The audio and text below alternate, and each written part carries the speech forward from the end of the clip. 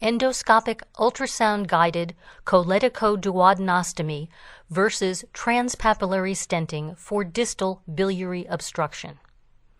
Introduction.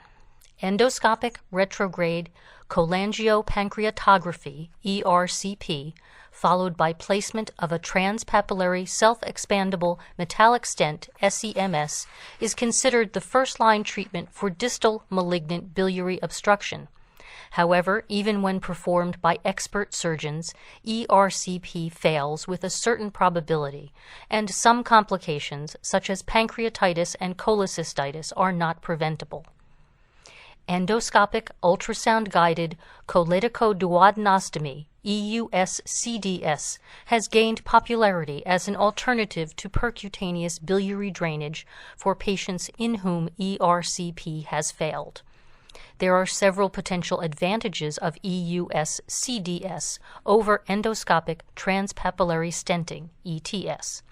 First, the risk of post-procedural pancreatitis may be lower because the stent in EUS-CDS does not traverse the papilla. Second, the risk of tumor ingrowth and overgrowth might be lower because EUS-CDS does not traverse the biliary structure itself. Third, the technical success rate is higher because bile duct access is performed under ultrasound-guided direct visualization. However, bile leakage is a potential significant adverse event. To date, no comparative study has been conducted to evaluate the clinical efficacy and safety of EUS-CDS and ETS as first-line treatments for distal malignant biliary obstruction.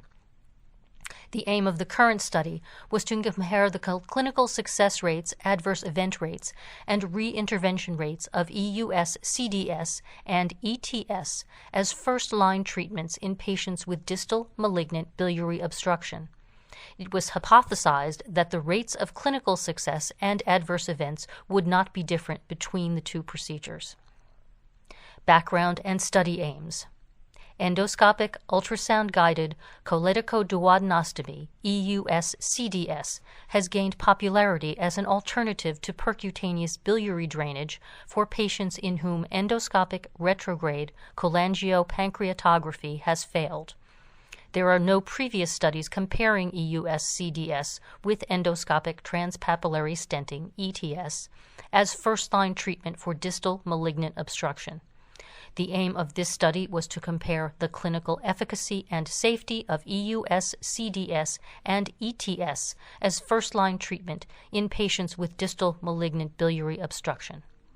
Patients and methods. A total of 82 patients with distal malignant biliary obstruction underwent initial biliary drainage using self-expandable metal stents at a tertiary care university hospital. ETS was performed between June 2009 and May 2012, and EUS-CDS was performed between May 2012 and March 2014. Clinical success rates, adverse event rates, and re-intervention rates were retrospectively evaluated for EUS-CDS and ETS. Results. A total of 26 patients underwent EUS-CDS and 56 underwent ETS.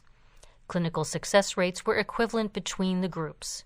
EUS-CDS 96.2%, ETS 98.2%, P equals 0.54. The mean procedure time was significantly shorter with EUS-CDS than with ETS. 19.7 versus 30.2 minutes, p less than 0.01.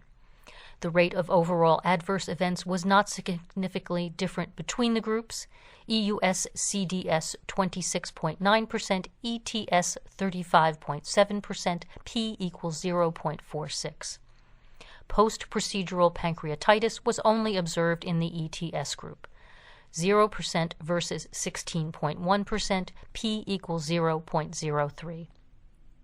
The re-intervention rate at 1 year was 16.6% and 13.6% for EUS-CDS and ETS respectively, p equals 0.50.